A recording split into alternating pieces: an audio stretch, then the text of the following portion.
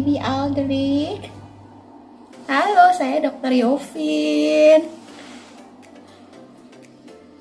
Kebetulan saya baru aja melahirkan my precious first son 6 weeks ago. Jadi tepat banget nih kali ini di Maharis Kids Institute kita mau bahas mengenai skincare yang aman untuk breastfeeding and pregnant woman.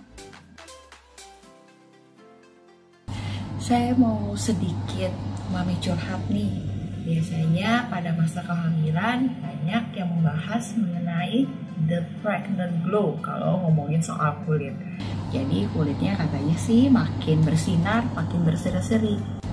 Well, that's actually betul untuk sebagian orang, tapi sebagian lagi harus susah payah untuk menjaga kulitnya dan mengalami berbagai kondisi kulit yang sebelumnya sudah ada menjadi parah atau yang sebelumnya nggak ada, seperti saya sendiri. Nah, kondisi-kondisi kulit ini akan saya bahas di Maharis Institute kali ini. Oke, jadi kita ngomongin dulu nih, sebenarnya apa yang terjadi sih? Kenapa pada saat hamil sebagian wanita bisa enjoy mendapatkan kulit glowingnya? Jadi pada saat hamil karena adanya peningkatan dan perubahan hormon, kulit kita menahan lebih banyak air, so it retains more water. Jadi kelihatannya kulitnya lebih kenyal, lebih plump, yang mengakibatkan kulitnya kelihatan lebih bersinar. Kerut-kerutannya pun jadi ketarik ya karena terisi dengan cairan kulitnya, jadinya kelihatannya lebih cantik, lebih berseri merona. Belum lagi peningkatan sirkulasi dari pembuluh darah pada kulit. Selanjutnya saya mulai membahas nih kondisi-kondisi yang kurang mengenakan atau kurang diinginkan oleh ibu hamil menyusui dan ibu manapun sih sebenarnya. Jadi seperti bercak kegelapan. Bercak kegelapan ini bisa terjadi tidak hanya di lipatan-lipatan seperti ketiak atau selangkangan, leher, namun bisa juga terjadi di wajah seperti di dahi atau sekitar bibir gitu. Nah, not much we can do kalau mengenai bercak hitam ini karena kita tidak boleh sembarangan menggunakan bahan pemutih. Nah, salah satu ingredients pemutih yang ampuh dan sering digunakan oleh dokter tetapi tidak boleh digunakan oleh ibu hamil dan menyusui adalah hidroquinone atau HQ.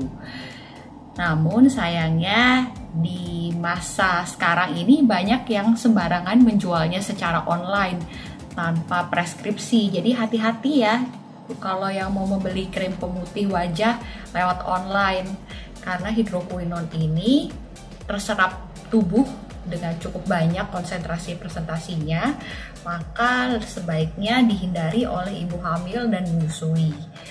Jadi untuk mencegahnya saja kita bisa mengaplikasikan sunscreen atau kita boleh juga sesekali menggunakan scrub mekanikal yang berupa butiran, itu juga boleh. Kalau bahan aktif seperti glycolic acid kita pasti boleh sih mengoleskannya sesekali yang berbentuk toner, biasa konsentrasinya tidak terlalu tinggi. Tapi yang paling aman, yang udah populer nih sekarang ini udah banyak yang tahu adalah vitamin C serum. Jadi kita boleh menggunakan vitamin C serum untuk membantu mencerahkan bercak-bercak kegelapan supaya lebih memudar atau tidak semakin gelap. Next, jerawat.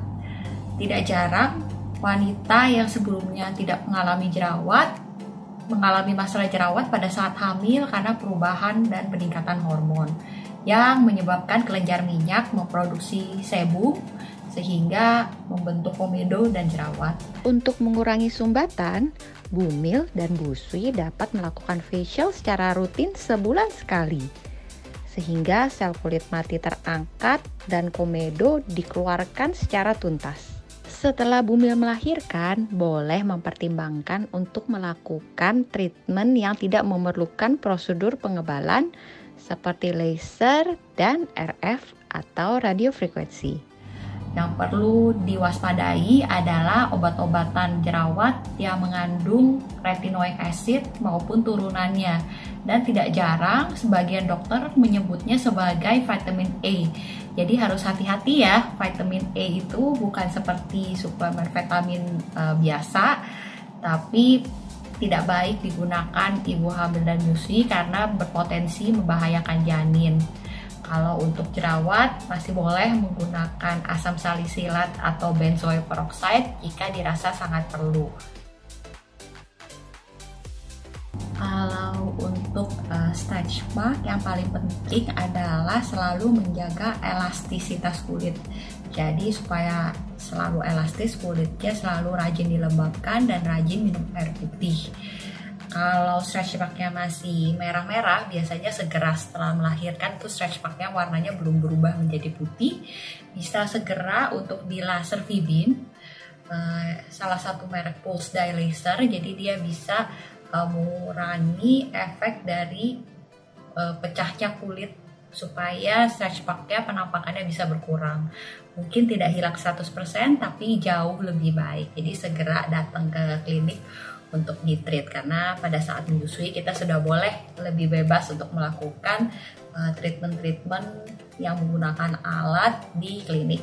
Oleh karena itu, jangan lupa untuk selalu menginformasikan kepada dokter kalau teman-teman sedang hamil atau sedang menyusui.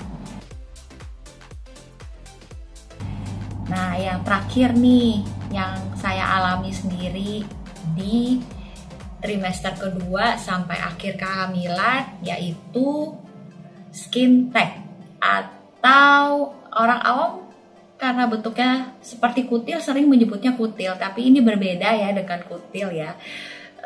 Sebagian orang juga sebutnya sebagai daging tumbuh atau kulit lebih.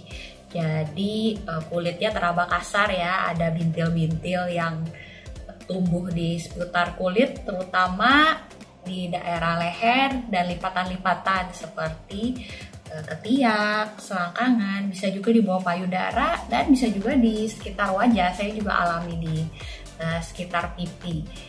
Nah, memang ini tidak ada pencegahnya dan penyebabnya tidak diketahui. Tidak berbahaya namun mengganggu penampilan, dan juga kadang kalau dia sudah cukup panjang atau cukup besar, dia bisa tersangkut sehingga terasa nyeri. Tapi kalau tidak tersangkut biasanya hanya teraba begitu, tidak ada rasa nyeri. Warnanya pun menyerupai warna kulit atau bisa juga sedikit lebih terang atau lebih gelap. Ukurannya pun berbeda-beda, ada yang kecil banget seperti di sekitar pipi saya, ada juga yang besar sampai menggantung, sampai sebagian orang jadi pengen gunting sendiri di rumah ya, karena menggantung dan mengganggu. Tapi tidak disarankan ya, hati-hati, karena kalau menggunting khawatir selain terjadi bekas bisa jadi perdarahan, bisa juga terjadi infeksi. Yang tadinya kita mau menghilangkan timbulnya si daging lebih ini, malah jadi timbul bekas yang lebih kentara atau lebih jelas.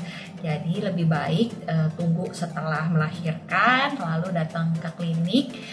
Bisa dihilangkan melalui alat laser atau bisa juga dengan pembakaran kimia. Jadi prinsipnya kita membakar kulitnya di bagian yang menimbul itu saja sampai dia lepas dan jatuh sendiri. Jadi kulitnya nanti menjadi rata kembali.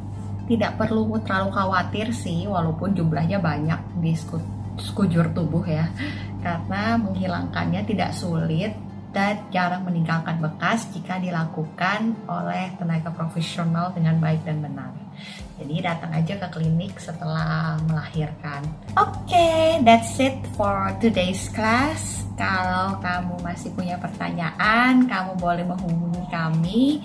Kami juga menyediakan konsultasi online. Dan pada umumnya sih keluhan-keluhan tersebut sebagian besar bisa hilang pada saat ibu hamil melahirkan.